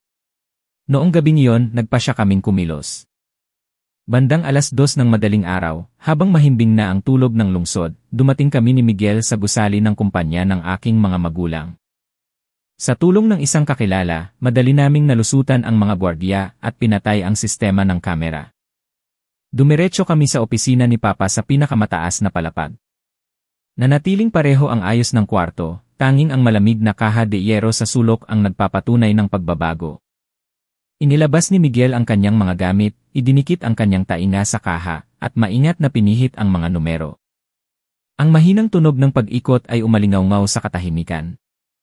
Nakatayo ako sa tabi niya, pigil ang hininga, puno ng kaba. Pagkatapos ng mga 15 minuto ng tensyon, isang malakas na click ang narinig. Bumukas ang mabigat na pinto ng kaha de hierro. Pagkatapos makuha ang kontrol, inilagay ni Thmar ang lahat ng dokumento sa kaha de hiyero ni Papa dahil sa pag-aakalang ligtas na ito dahil napalitan na ang password at kontrolado niya ang mga gwardiya. Dahil sa kanyang pagiging kampante, hindi niya namalayang na itago rin niya dito ang isang ledger at isang VC. Walang gaanong pera sa loob, puro papeles. Mabilis naming sinuri ni Miguel ang bawat dokumento, kontrata, ledger, at stocks, lahat ay may kinalaman sa negosyo. Nagsimula na akong mawalan ng pag-asa. Sandali, biglang sabi ni Miguel. Kinuha niya ang isang manipis na folder na nasa ilalim, at sa loob, nakasulat sa notebook ang mga detalye ng mga gastusin na wala sa opisyal na libro ng kumpanya. Ito ang black funds. Pagdating sa mga huling pahina, parang huminto ang tibok ng puso ko. Isang malaking gastusin na umaabot sa 1,000,000 ang nakasulat sa mismong araw ng aksidente ng aking mga magulang. Ang nakatanggap ng pera ay may nakasulat na Ramon Iti. Ayusin ang problema, kasama ang bank account number ng asawa ni Ramon. Ito na, sabi ko. Ito na ang ebidensya. Isinaksak ni Miguel ang i-Facebook sa kanyang laptop. Mayroon itong isang audio file. Pinindot niya ang play at umalinggaw ang malamig at malupit na boses ni Thmar. Kailangang magmukhang aksidente, walang dapat maiwang bakas. Pagkatapos ng trabaho, ipapadala ang natitirang pera sa account ng asawa mo. Magtago ka muna. Sa kabilang linya ay ang boses ni Ramon, huwag kang mag-alala. Sanay na ako sa ganitong trabaho. Basta't kumpleto ang bayad, maglalaho ako na parang bula. Malinaw na ang lahat. Hindi lang nagpadala ng pera si Thmar kay Ramon, direkta niya ring inutusan itong gawin ang aksidente. Ang audio recording na ito, kasama ang ledger, ay ang pinakamatibay na ebidensya na hindi nila matatakasan. Mabilis naming kinopya ang lahat ng data, kinunan ng litrato ang ledger, at ibinalik ang lahat sa dati nitong ayos. Bago umalis, maingat naming isinara ang kaha de hiyero. Kinaumagahan, pagdating ni Thmar sa trabaho, hindi niya malalaman na nabunyag na ang kanyang madilim na sikreto. Pauwi, mahigpit kong hawak ang ifesi. Puno ng galit at sakit ang aking puso, ngunit may kaunting ginhawa rin. Sa wakas, hawak ko na ang pinakamatibay na sandata para ilantad ang mga salarin. Ngayong hawak ko na ang ebidensya, ang susunod na hakbang ay kung paano ito gamitin ng epektibo. Isusumite agad sa pulis? Mayaman ang pamilyang De La Cruz, may mga koneksyon sila, baka makahanap pa sila ng paraan para makatakas. Kailangan ko ng mas malakas na suporta, kailangan kong bumuo ng isang puwersa na hindi nila kayang labanan. Naisip ko si Tito Nilo, ang pinakamatalik na kaibigan ni Papa. Pagkatapos ng libing, ilang beses siyang tumawag para kumustahin ako, pero hindi ako nangahas na sabihin ang katotohanan. Ngayon na ang oras para humingi ng tulong sa kanya. Nakipagkita ako kay Tito Nilo sa kanyang bahay. Nang ikwento ko ang lahat, mula sa planong paglason, pagpapanggap na baliw, hanggang sa mga ebidensyang nahanap ko, ang maamong mukha ni Tito Nilo ay unti-unting napuno ng galit at sakit. Diyos ko! Mga hayop sila, hindi ko akalain na kaya nilang gawin ang mga ganyang bagay. Hinampas niya ang mesa. Turing ng tatay mo kay Gino ay parang kapatid na. Noong naghihirap ang kumpanya niya, buong puso siyang tinulungan, hindi ko akalain na ganito ang isusukli niya. Tito, ano po ang gagawin ko ngayon? Tanong ko, puno ng kawalan ng pag-asa. Nag-iisa lang po ako. Sinong nagsabing nag-iisa ka? Tiningnan ako ni Tito Nilo ng may determinasyon. Nandito ako. Ang kumpanya ng tatay mo, ang pinaghirapan niya sa buong buhay, hindi maaaring mapunta sa mga walang hiyang iyon. Huwag kang mag-alala, gagamitin ko ang lahat ng koneksyon ko para tulungan ka. Mula sa pinakamagaling na abogado hanggang sa media, hindi ko hahayaang makatakas sila. Ang suporta ni Tito Nilo ay parang isang gamot na nagpalakas ng aking loob. Ngunit alam kong ang laban na ito ay may kinalaman din sa mundo ng negosyo. Ang kumpanya ni Papa at ang kumpanya ng mga De La Cruz ay kalaban ng isa pang malaking korporasyon sa industriya. Ito ang Itagumpay Group na pinamumunuan ni Ginoong Cesar. Isang matapang na ideya ang pumasok sa aking isip, isang ideya na iminungkahi ni Miguel. Sa negosyo, ang kaaway ng iyong kaaway ay maaaring maging kaibigan. Nagpa siya akong makipagkita kay Ginoong Cesar. Ito ay isang mapanganib na hakbang. Isa siyang imatandang soro sa mundo ng negosyo, kilala sa pagiging tuso, ngunit kung makukuha ko ang kanyang suporta, siguradong wala ng pag-asa ang pamilyang De La Cruz. Ang pagkikita ay inayos sa tulong ni Tito Nilo. Pumunta ako sa opisina ni Ginoong Cesar. Kabaligtaran ng aking inaasahan, mukha siyang kalmado. Nakikinig siya habang ipinapaliwanag ko ang aking plano, ang paglalantad sa krimen ng mga De La Cruz, ang pagbawi sa kontrol ng kumpanya, at pagkatapos ay isang alok ng strategic partnership sa Tagumpay Group. Bata, magaling ka, sabi ni Ginoong Cesar pagkatapos kong magsalita, may isang hindi maintindihang ngiti sa kanyang labi. Mag-isang lumalaban sa buong pamilyang De La Cruz at may lakas ng loob na pumunta dito para makipagnegosasyon sa akin. Pero bakit kita tutulungan?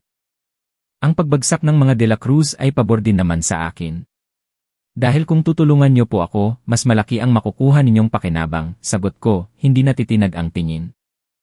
Kung mababawi ko ang kumpanya, gagawa ako ng restructuring. Sa halip na magkalaban, maaaring magtulungan ang ating dalawang kumpanya para umunlad, bumuo ng isang alyansa na kayang kontrolin ang merkado. Sa tingin ko, iyon ang laging hinahangad ng isang negosyanteng tulad ninyo. Tinitigan ako ni Ginoong Cesar ng matagal, ang kanyang matalas na tingin ay tila tumatagos sa aking kaluluwa. Sa huli, tumawa siya. Sige, gusto ko ang talino at tapang mo. Pumapayag akong tulungan ka. Sabihin mo lang kung ano ang kailangan mo. Tutulong ang mga tao ko. Gusto ko ring makita kung gaano kasaklap ang magiging katapusan ng dula ng mga De La Cruz. Pag-alis ko sa opisina ni Ginoong Cesar, alam kong mayroon na akong dalawang napakahalagang kakampi. Isang matalik na kaibigan ng aking ama na tumutulong dahil sa pagkakaibigan. Isang kalaban sa negosyo na tumutulong dahil sa interes. Kahit ano pa ang kanilang motibo, hindi na ako nag-isa ngayon. Ang bitag ay nailatag na at naghihintay na lang na ang biktima ay kusang pumasok dito. Pagkatapos kong palakasin ang aking puwersa, ang pinakaagarang gawain ay hanapin ang driver na si Ramon. Siya ang pinakamahalagang susi, ang buhay na saksi sa krimen ng pamilyang De La Cruz. Kahit may audio recording na, kung may testimonya pa niya, hindi na sila makakatanggi.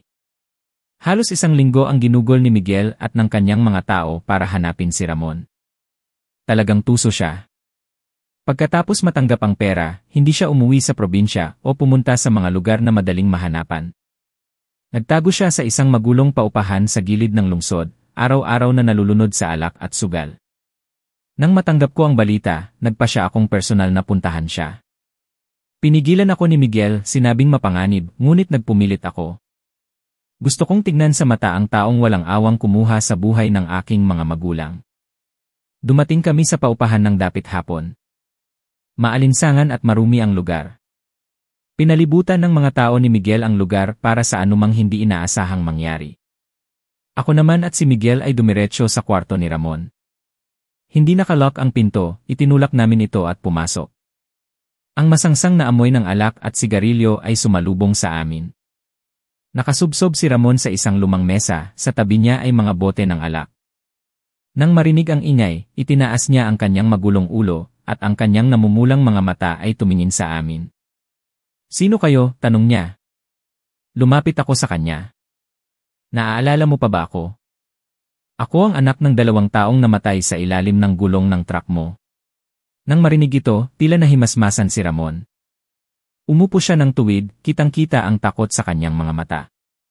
Bakit? Bakit mo ako hinahanap? Aksidente lang ang nangyari. Aksidente, malamig kong sabi. Kung gayon, ang 10,000,000,000 sa account ng asawa mo, aksidente rin ba? Ang audio recording ng usapan ninyo ni Thmar, aksidente rin ba? Nagbago ang kulay ng mukha ni Ramon, alam niyang nabisto na siya. Nanginginig siyang nagsalita, wala. Wala akong alam, pinilit niya lang ako. Sinabi niya na kung hindi ko gagawin, hindi patatahimikin ang pamilya ko. Sumusunod lang ako sa utos. Kung gayon, sabihin mo ang lahat ng katotohanan, sabi ko, matigas ang boses. Sumama ka sa amin sa istasyon ng pulis, ilahad mo ang buong plano nila.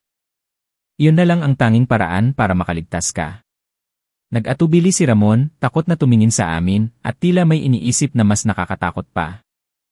Nang akma na siyang tatango, isang anino ang biglang pumasok mula sa pinto. Mabilis pa sa kidlat, iwinasiwas niya ang isang matulis na kutsilyo patungo kay Ramon. Lena, sigaw ko. Si Lena nga. Dumating siya sa tamang oras na may isang layunin, pumatay para manahimik ang biktima. Mabilis na kumilos si Miguel. Itinulak niya ako sa likod niya at sinipa ang kamay ni Lena na may hawak na kutsilyo. Tumilapon ang kutsilyo sa sahig, ngunit hindi basta-basta si Lena. Mabilis siyang umatras, kumuha ng parang isang pepper spray sa kanyang bulsa, at direktang ispray sa amin. Napakakirot ng mata ko at hindi ko maidilat. Mabilis akong hinila ni Miguel paatras, at sinamantala ni Lena ang gulo, sumugod siya kay Ramon na nakatulala sa takot. Hindi ko makita ng malinaw ang ginawa niya, narinig ko lang ang isang masakit na tunog mula kay Ramon at pagkatapos ay katahimikan. Nang makabawi kami ni Miguel, nakatakas na si Lena sa bintana. Mabilis kaming tumakbo papunta kay Ramon. Nakasubsob siya sa mesa, dilat ang mga mata at bumubula ang bibig. Patay na siya. Ginamit ni Lena ang lason para patahimikin siya magpakailanman. Masyadong mabilis at malupit ang mga pangyayari. Hindi lang isang ordinaryong kabit si Lena, isa siyang berdugo, ang kanang kamay ni Aling Flor. Ang kanilang plano ay mas malalim at mas mapanganib kaysa sa aking inaakala. Ang pinakamahalagang saksi ay pinatay, ngunit ang ginawa ni Lena ay naglantad din sa kanyang tunay na pagkatao at ng mga taong nasa likod niya. Ang pagkamatay ni Ramon ay nagpagulo sa sitwasyon. Nawalan kami ng pinakamahalagang saksi at pumasok na sa investigasyon ang mga pulis. Ngunit sa tuso ni Lena, hindi magiging madali ang paghahanap ng ebidensya laban sa kanya. Samantala, ang pamilyang De La Cruz, matapos malaman ang pagkamatay ni Ramon, ay naging napakakampante. Akala nila ay wala nang makakapagpatunay laban sa kanila. Para maibalik ang kanilang dangal at patatagin ang kanilang posisyon pagkatapos ng mga eskandalo, nagpasya silang mag-organisa ng isang malaking kaganapan. Ito ay isang charity concert na pinamagatang Lim Family Memorial Fund na gaganapin sa isang napakagarang teatro sa lungsod. Ginamit nila ang pangalan ng aking mga magulang para pabanguhin ang kanilang sariling pangalan. At sa concert na ito, plano nilang isapubliko ang aking di umano'y sakit sa isip at ideklara na si Thmar ang mamamahala sa lahat ng aking ari-arian at kumpanya. Ito ay isang bato, 2 ibon, makakakuha sila ng magandang reputasyon mula sa charity at magiging legal ang kanilang pag-agaw sa aking yaman sa harap ng publiko at media. Nalaman ko ang planong ito sa pamamagitan ng isang tapat na dating empleyado ni Papa, at nagpasya akong ito na ang perpektong entablado para baliktarin ang sitwasyon. Noong gabi ng concert, puno ang teatro ng mga bisita mula sa mga negosyante, politiko, artista, at maraming mamamahayag.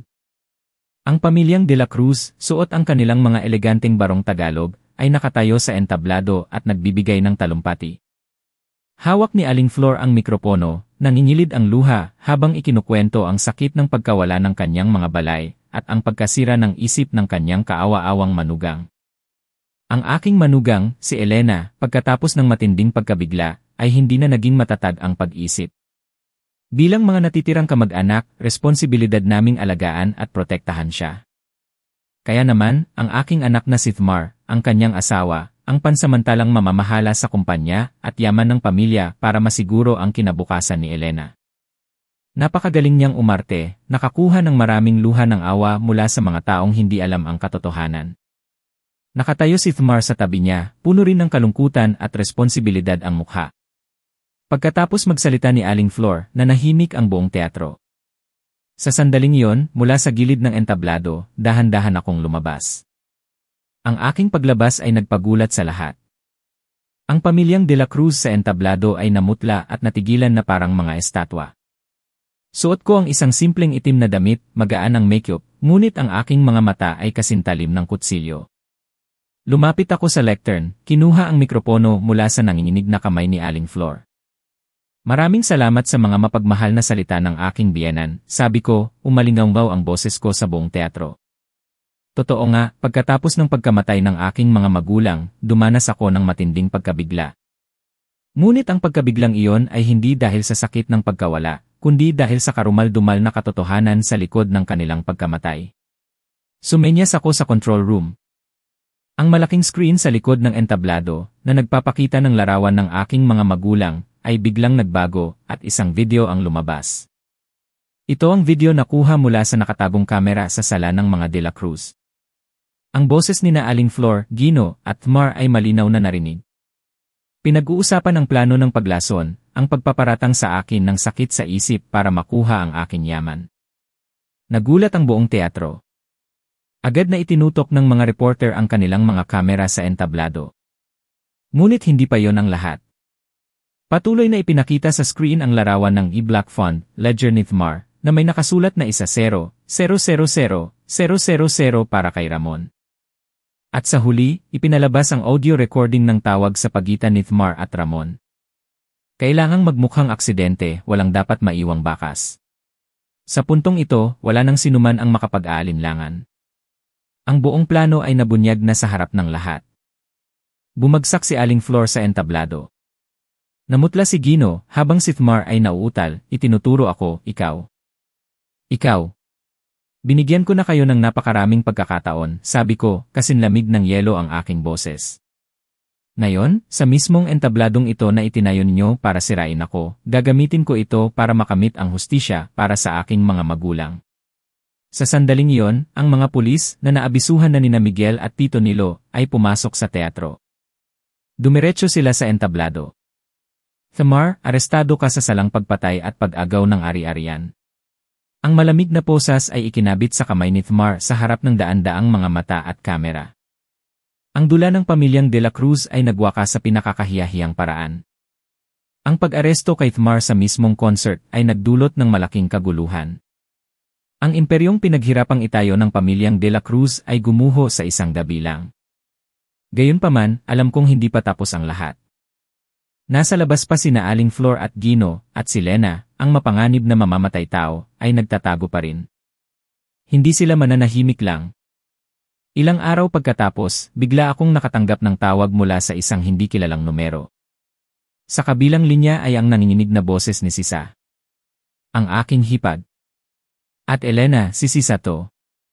Pwede po ba tayong magkita? May mahalaga po akong sasabihin sa inyo, tungkol po sa pagkamatay ng mga magulang ninyo at sa inyong pagkatao. Puno ng takot ang boses ni Sisa, ngunit mayroon ding pagmamakaawa. Sinabi sa akin ng aking kutob na hindi ito isang patibong. Pagkatapos ng lahat ng nangyari, marahil ay nanaig na ang natitirang konsensya ni Sisa. Pumayag akong makipagkita sa kanya. Ang lugar ay isang luma at abandonadong bodega sa labas ng lungsod, na siya mismo ang pumili. Sabi ni Sisa, ligtas doon at walang makakarinig. Sinabihan ko si Miguel. Agad siyang nag-ayos ng mga tao para magbantay mula sa malayo para protektahan ako. Mag-isa akong pumunta sa bodega ayon sa usapan. Naghihintay na si Sisa sa loob, maputla at payat. Nang makita niya ako, umiyak siya. Patawarin mo ako, ate, patawad. Naging duwag po ako, hindi ko po sinabi ang katotohanan. Hinayaan kong gawin ni na mama, papa, at kuya ang mga masasamang bagay na yon. Hindi pa huli ang lahat, sabi ko, medyo naguguluhan din ang aking damdamin. Bakit mo ako pinapunta dito? Nanginginig na kinuha ni Sisa mula sa kanyang bag ang isang efesyo at ibinigay sa akin. Ito po ang pinakatatagong-tago ni mama. Hindi niya ito pinapahawakan kaninuman. Noong isang araw, narinig ko siyang may kausap, binanggit ang ospital, ang tungkol sa isang pagpapalit. Lihim ko itong kinuha habang hindi siya nakatingin. Nasa loob nito ang isang katotohanang mas malala pa sa pagpatay. Isang katotohanang kahit ako ay hindi makapaniwala. Kinuha ko ang ikesri, may masamang kutob. Anong katotohanan? Si mama po, hindi po siya ang gay. Hindi pa natatapos ni Sisa ang kanyang sasabihin, isang malakas na putok ng baril ang umalingaw-ngaw, at isang pulang tuldok ang lumitaw sa gitna ng noo ni Sisa. Nanlaki ang kanyang mga mata sa takot at dahan-dahan siyang bumagsak. Kumalat ang dugo mula sa kanyang sugat sa malamig na sahig. Napasigaw ako, sniper. Agad na pumasok sina Miguel at ang kanyang team mula sa labas at pinadapa ako. Sunod-sunod pang putok ng baril ang narinig, mabilis at nakamamatay. Mula sa isang madilim na sulok ng bodega, isang anino pa ang bumagsak. Si Ramon, sigaw ng isa sa mga tauhan ni Miguel. Nagulat ako nang malaman kong hindi lang si Sisa, kundi pati na rin ang driver na si Ramon ay pinatay. Pero hindi ba't namatay na si Ramon dahil sa laso ni Lena? Peking kamatayan lang ba yon o ibang tao ito? Nawala ang usok ng baril. Agad akong tinulungan ni Miguel na tumayo. Hindi pa rin ako makapaniwala sa nakakakilabot na eksena. Namatay si Sisa bago pa man niya masabi ang huling katotohanan.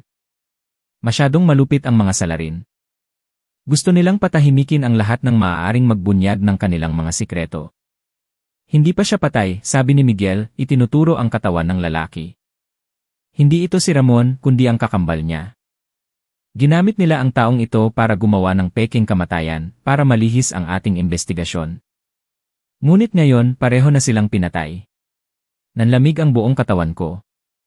Ang taong nasa likod ng lahat ng ito ay kinakalkula ang bawat hakbang ng napakatuso. Walang anumang paraan ang hindi nila gagawin para pagtakpan ang kanilang mga krimen. Hinigpitan ko ang hawak sa liyesil. Ito ang bagay na ipinagpalit ni Sisa sa kanyang buhay. Ang katotohanang nasa loob nito ay tiyak na napakakakilabot. Pagbalik sa opisina ni Miguel, mabigat ang aking kalooban. Ang pagkamatay ni Sisa, kahit na siya ay nasa panig ng kaaway, ay nagdulot pa rin sa akin ng paninikip ng dibdib. Maaari sana siyang magkaroon ng ibang landas, ngunit sa huli ay nadala pa rin siya sa kasamaan ng kanyang pamilya at nagbayad ng napakamahal na halaga. Isinaksak ni Miguel ang ESG na ibinigay ni Sisa sa computer. Mayroon lang itong ilang mga file, ilang lumang litrato, isang text file, at isang mahabang audio recording. Binuksan muna niya ang text file. Ito ay isang scan ng isang lumang medical record mula 25 taon na ang nakalipas. Ang pangalan ng pasyente ay ang aking ina, Elena Lim. Ang diagnosis ay malinaw na nakasulat, kambal na babae, nasa tamang posisyon. Kumabog ang puso ko. Kaya pala, totoo ngang nagdalang tao si mama ng kambal at parehong babae, eksakto sa isinulat niya sa kanyang diary. At pinabulaanan nito ang maling impormasyon na isang lalaki at isang babae na dati kong inakala. Kung gayon, bakit sinabi ni na mama at papa na ako lang ang kanilang anak? Ipinagpatuloy ni Miguel ang pagbubukas ng audio file. Isang mahinang boses ng isang matandang babae ang umalingaw-ngaw na may kasamang ubo. Aling Flor, malapit na akong mamatay. Ang nangyari 25 taon na ang nakalipas, binabagabag ako buong buhay ko. Alam kong binigyan mo ako ng pera, binigyan mo ng trabaho ang anak ko para manahimik ako. Pero takot na takot ako. Natatakot akong mamatay ng hindi matahimik. Ano nung pinagsasabi mo? Isang pangalawang boses ang narinig, malamig at malupit. Iyon ang boses ni Aling Flor. Ang nakaraan ay nakaraan na. Ang kailangan mo lang tandaan ay wala kang alam. Hindi ko makalimutan, umiiyak na sabi ng matandang babae. Naaalala ko pa noong gabing iyon. Nanganak si Elrea. Lim ng kambal na babae, magaganda na parang mga anghel. Kasabay noon, isinilang mo rin ang anak mo, pero pumanaw siya. Niyakap mo ang iyong yumaong anak at tiningnan ang dalawang sanggol ni Elrea. Lim na may tingin na hindi ko malilimutan. Isang tingin ng selos at galit. Binigyan mo ako ng malaking halaga ng pera, pinilit mo akong tulungan ka. Sinabi mong inagaw ng pamilyang Lim ang lahat sayo. Ngayon, kailangan mong bawiin ang isang bagay. Kinuha mo ang isa sa mga sanggol, ang panganay, at inilagay ang katawan ng anak mo sa lugar niya. Sinabi mo sa doktor na isa sa kambal ay namatay. Mahina pa si Enrea. Lim noon at si Emre. Lim naman ay abala sa pag-aalaga sa kanya, walang naghinala. Pagkatapos, saan mo dinala ang sanggol? Tumawa ng nakakakilabot si Aling Flor. Itinapon ko siya sa isang ampunan sa Tondo para maranasan niya ang isang buhay na mahirap at kulang sa lahat. Tignan natin kung ano ang mangyayari sa marangal na lahi ng mga Lim kapag itinapon sa lipunan. Ngunit hindi ko inaasahan na ang batang iyon ay may matinding pagnanais na mabuhay. Lumaki siya at naging kasintahan pa ng anak ko. Tadhana nga naman.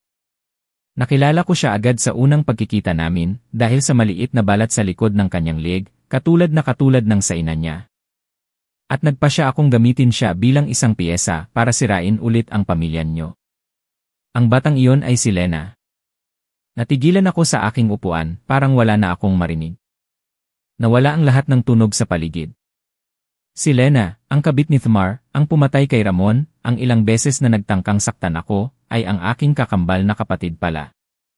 Ang buong trahedyang ito, ang buong galit na ito, ay gawa-gawa lamang ni Aling Flor. Kinuha niya ang aking kapatid, pinalitan ng kanyang yumaong anak, at niloko ang aking mga magulang sa loob ng 25 taon. Inabandona niya ang isang inosenteng bata, at nang lumaki ito, ginamit pa niya bilang isang kasangkapan para maghiganti.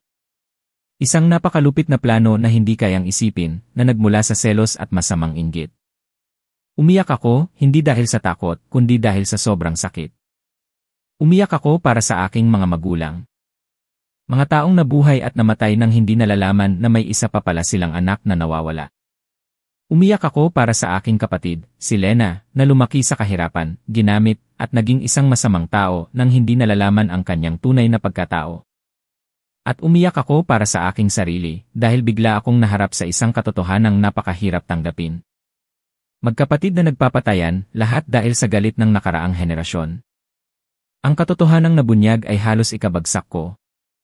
Ngunit alam kong hindi ako maaaring sumuko. Arestado na si Thmar ngunit nasa labas pa sina Aling Flor at Gino.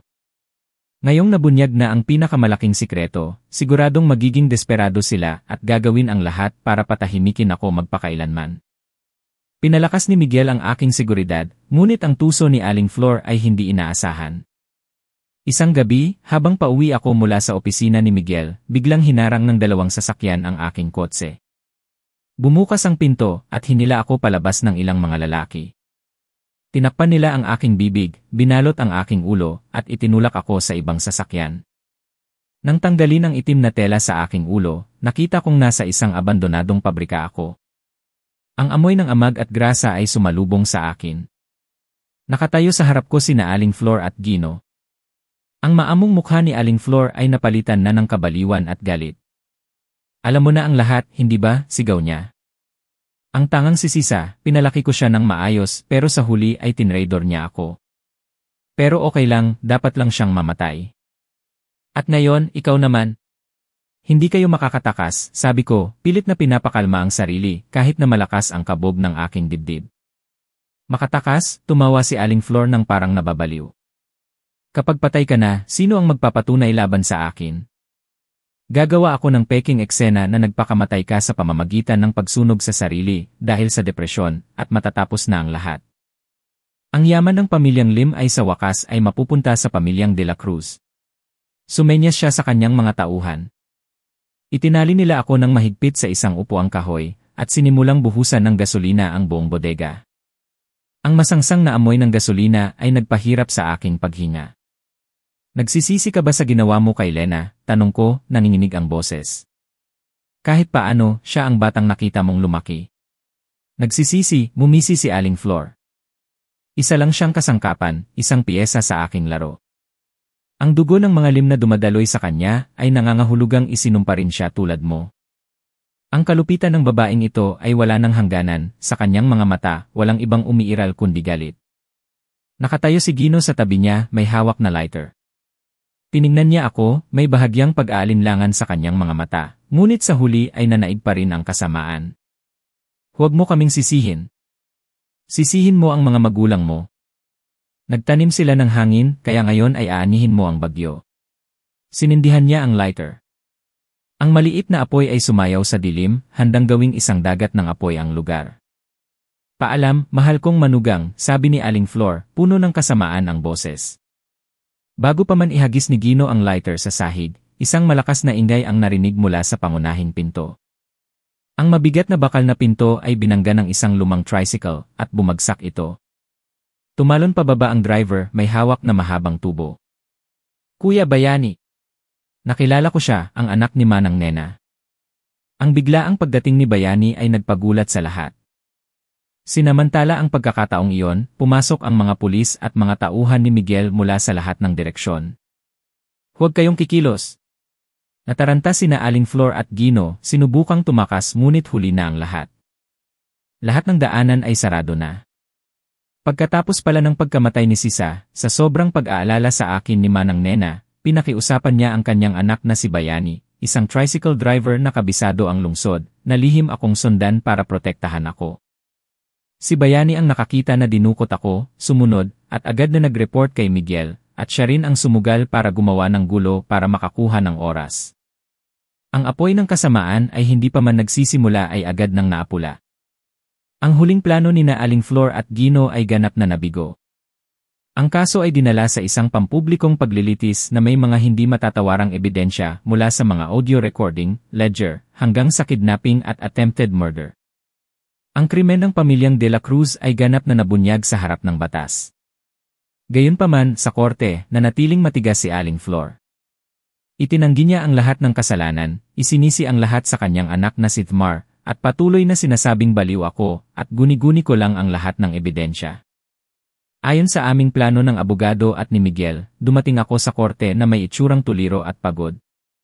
Nang tawagin ako sa witness stand, sinagot ko ang mga tanong ng pautal-utal, minsan ay nananahimik, na para bang nawalan na ako ng alaala pagkatapos ng trauma. Nang makita ang aking itsura, naging kampante si Aling Flor. Akala niya ay tuluyan na akong nabaliw at wala nang kakayahang magpatunay laban sa kanya. Nang tanungin ako ng kanyang abogado tungkol sa aking kalagayan sa pag-isip, tiningnan pa niya ako ng may pang-aasar. Sa sandaling pinakakampante siya, biglang humiling ang aking abogado na magpresenta ng isang huling ebidensya. Ang malaking screen sa korte ay binuksan, at ipinalabas ang audio recording ng pag-uusap ni Aling Flor at ng kumadrona. Kinuha mo ang isa sa mga sanggol, ang panganay, at inilagay ang katawan ng anak mo sa lugar niya. Ang batang iyon ay si Lena. Ang sarili niyang boses ang umalingaw-ngaw, umamin sa lahat ng kanyang karumal-dumal na krimen. Nanahimik ang buong korte. Namutla si Aling Flor at nanginginig ang buong katawan. Sa sandaling iyon, tumingala ako at nawala ang aking tulalang mga mata. Napalitan ito ng isang malinaw at matatag na tingin. Tumingin ako ng diretsyo sa kanya. Hindi ako nawala ng alaala, sabi ko, malinaw at matatas. Naaalala ko ang lahat. Naaalala ko ang bawat krimen na ginawa mo. Hindi mo lang pinatay ang mga magulang ko, ninakaw mo rin ang buong buhay ng kapatid ko. Si Lena ay ang kakambal ko. Ang aking mga salita ay parang isang bombang sumabog sa gitna ng paglilitis. Ang huling katotohanan, ang pinakamalaking trahedya, ay nabunyag na. Si Aling Flor, na nahaharap sa hindi matatawarang ebidensya at sa malupit na katotohanan, ay tuluyan ng gumuho. Tiningnan niya ako ng may kabaliwan, at biglang kumuha ng isang maliit na bote mula sa kanyang damit at ininom ang laman. Kasalanan iyong lahat, kasalanan ng pamilyang Lim. Iyon ang kanyang mga huling salita. Bumagsak siya sa sahig at namatay agad. Pinili niya ang kamatayan para takasan ang parusa ng batas at ang hatol ng kanyang konsensya. Nagtapos ang paglilitis. Si Gino at ang iba pang mga kasabwat ay sinentensyahan ng pinakamataas na parusa. Sa wakas, nakamit din ang hustisya. Isang taon pagkatapos ng paglilitis, unti-unti nang naghilom ang mga sugat sa aking puso. Opisyal ko nang pinamahalaan ang kumpanya ng aking mga magulang, itinayo itong muli mula sa mga pagsubok at lalo pang pinalago. Pinatunayan kong hindi mahina ang anak ng aking mga magulang. Nagtayo ako ng isang charity foundation na ipinangalan sa kanila na tumutulong sa mga ulila at mahihirap na bata. Gusto kong gamitin ang kabutihan para punan ang mga trahedya ng nakaraan, para maipagpatuloy ang legado ng aking mga magulang sa isang makabuluhang paraan. Lahat ng mga kaaway ay nagbayad na. Si Gino at ang kanyang mga tauhan ay nagbibilang ng araw sa bilangguan. At si Lena, ang aking kapatid, ay hinarap din ang batas para sa kanyang kasalanan. Gayunpaman, isinaalang-alang ng korte ang kanyang espesyal na sitwasyon, na siya ay ginamit lamang at walang alam sa kanyang tunay na pagkatao, kaya't mas magaan ang sentensyang ipinataw sa kanya. Binisita ko siya sa kulungan. Ang pagkikita naming magkapatid pagkatapos ng 25 taon ay puno ng katahimikan at luha. Walang madaling pagpapatawad, tanging sakit at panghihinayang para sa isang ninakaw na kapalaran.